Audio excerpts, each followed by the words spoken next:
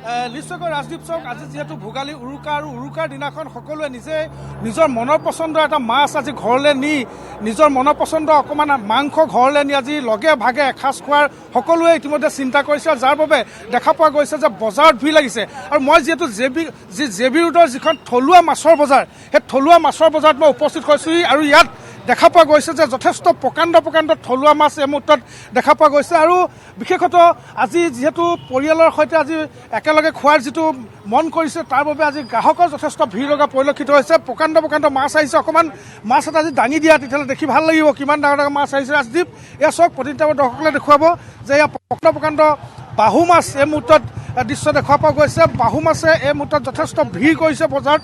ইয়াত চিতল এটা প্ৰকাণ্ড চিতল এই মুহূৰ্তত। এবাৰ চিতলৰ কেনেকুৱা দাম ইয়াত? এয়া 1200 টকা কেজি। কেজি 1200। নিশ্চয়কৈ কেজি 1200 টকাত এবাৰ চিতলৰ দাম উঠিছে। বাহু মাছৰ কেনেকৈ কেজি এবাৰ?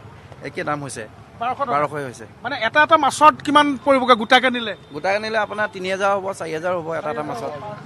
নিশ্চয়কৈ এনেধৰণে ধৰক এটা মাছত প্ৰায় এটা মাছত 4-5 হাজাৰ টকাকৈ এটা মাছত পৰিবগৈ। ঠিক এনেধৰণে যথেষ্টখিনি মাছ, থলুৱা মাছ ওলাইছে ৰাজদীপ। কাৰণ যিহেতু আজি এটা মনৰ পচন্দৰ মাছ যিহেতু আজি নিয়াৰ সকলো মানসিকতা গৈছে, শ'ল শালকে ধৰি ইয়াত তেনেধৰণে ইয়াত মাছ দেখা পোৱা গৈছে। আৰু সকলোৱে এটা মনৰ পচন্দৰ মাছ কিনিবৰ কাৰণে এনেধৰণে চোৱা দেখা পোৱা গৈছে। নিশ্চয় মাছ কিনিব? হয়, কিনিব আহিছোঁ। কি মাছ চাইছে? চিতল মাছ। আজি চিতলৰ কলঠিৰ সৈতে হ'ব এসাঁজ? হ'ব, পুৰা হ'ব। ৰাতিলৈ হৈ যাব ন? মই অকণমান মাছ দেখাম। যিহেতু যিখন থলুৱা মাছ আছে জেবি ৰোডত, সেই মাছৰ বজাৰত সদায় ভিৰ লাগে।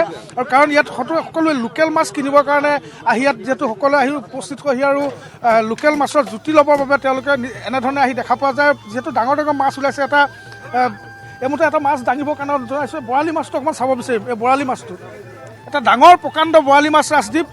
বৰালি মাছটো চাবৰ বাবে গ্ৰাহকৰ ইতিমধ্যে ভিৰ লাগিছে। কেই কেজি আছে এইটো? আপোনাৰ 9 কেজি আছে। 9 কেজি আছে। দাম কেনেকৈ? দাম এইটো আমি কটা 1200 টকা বিকিছোঁ, গোটা 1000 টকা। এইটো ব্ৰহ্মপুত্ৰ মাছ হয়। মানে এইটো তোমাৰ 10,000 টকাৰ ওপৰত হ'বগৈ। 10,000 টকাৰ ওপৰত হ'বগৈ। নিশ্চয়কৈ ৰাজদীপ, এইটো যদি গোটাকৈ আপুনি নিয়ে তেনেহ'লে 10,000 টকাৰ ওপৰত এই বৰালি মাছটো হ'বগৈ। আৰু এটা মাছ এই মুহূৰ্তত কি মাছ? এইটো ভেউ মাছ। কেনেকৈ কেজি? ব্ৰহ্মপুত্ৰ। এইটো আপোনাৰ 1500 টকা কেজি হ'ব। গোটেইটো নিলে? গোটেইটো নিলে আপোনাৰ অলপ কমিব আৰু গোটা ল'লে। কিমান মান পৰিব? এইটো মাছ আপোনাৰ 10,000 টকাৰ ওচৰত হৈ যাব। 10,000 টকাৰ ওচৰত হ'ব। নিশ্চয়কৈ আজি শুনা পাইছে যে এটা ভেউ মাছ এই মুহূৰ্তত যদি আপুনি গোটেইটো লয় তেনেহ'লে 10,000 টকাৰ ওচৰত, 10,000 টকালৈকে এই মাছটো পৰিব।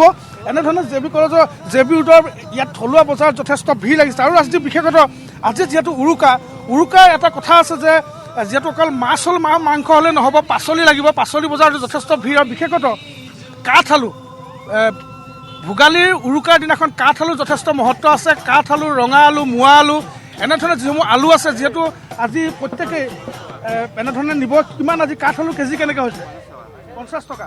কাঠআলু কেজি আজি 50 টকা। আৰু সকলোৱে মাটিমাহৰ লগত কাঠআলু, এনেধৰণে যি জুতিসমূহ আছে, জুতিসমূহ ল'বৰ বাবে বিশেষতঃ এই ভোজত যিহেতু কাঠআলু দৰকাৰ হয়, কাৰণ মোৱা আলু দৰকাৰ হয়, ৰঙা আলু দৰকাৰ হয়। জুই যিটো সেক ল'ব, সেই সেকত ৰঙা আলু পুৰি খাই যিভাগে বনোৱা হয়, যিটো পৰম্পৰা, সেই পৰম্পৰা ধৰি ৰাখিবৰ কাৰণে চেষ্টা কৰিব আজি অসমীয়া ৰাইজে। আৰু যিহেতু বিভিন্ন মাছৰ বজাৰত ইতিমধ্যে ভিৰ লাগিছে, ঠিক যেনেধৰণে ইয়াত প্ৰকাণ্ড যি জেবি ৰোডত যি প্ৰকাণ্ড মাছ ওলাইছে, ঠিক যেনেধৰণে শাক পাচলি বজাৰতো যথেষ্ট ভিৰ পৰিলক্ষিত হৈছে। মাছ মাংসৰ দোকানত ভিৰ পৰিলক্ষিত হৈছে।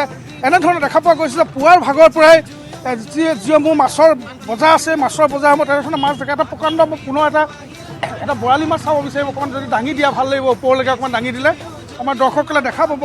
ভিডিঅ' যদি পৰাকৈ দেখুৱাব, অকণমান দাঙি দিয়া ওপৰলৈ। যথেষ্ট প্ৰকাণ্ড এটা বৰালি মাছ। কিমান কেজি আছে এইটো?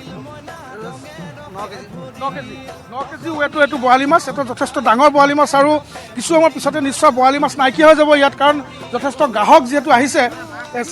চিতল চাই আছে। চিতল মাছ এটা লৈছোঁ আজি। কেনেকৈ দাম? 700 কৈ আছে, চাওঁ কিমানত দিয়ে এতিয়া। 700 কৈছে। আজি চিতলৰ সৈতে এসাঁজ হ'ব? চিতলৰ সৈতে হ'ব আজি এসাঁজ। আৰু বেলেগ মাছো থাকিব, আৰি ল'ব লাগিব। এইটো লৈছে নেকি? আমি এইটো লৈছোঁ। নিশ্চয়কৈ দি দিয়ক। এই এখেতে এটা চিতল মাছ এই মুহূৰ্তত ক্ৰয় কৰিছে। আৰু আজি এই চিতলটোৱে তেখেতে ঘৰত আজি এসাঁজ হ'ব বুলি কৈছে। যিহেতু কিমানকৈ ক'লে কেজি পুনৰ? 700 বুলি কৈছে। 700 টকাকৈ কেজি। আৰু গোটেই মাছটো লৈছে। গোটেই মাছটোত কিমান হ'লগৈ? কিমান হয়গৈ 3 কেজি হৈছে 3 কেজি হৈছে 2100 টকা পৰিব এই মাছটো আজি মাছটো এই মুহূৰ্তত তেওঁলোকে ক্ৰয় কৰিছে আৰু এনেধৰণে দেখা পোৱা গৈছে যে বিভিন্ন মাছৰ বজাৰৰ লগত জে.বি. ৰোডৰ যিখন থলুৱা মাছৰ বজাৰ এই থলুৱা মাছৰ বজাৰত এনেধৰণে ভিৰ পৰিলক্ষিত হৈছে এটাৰ পিছত আনটো মাছ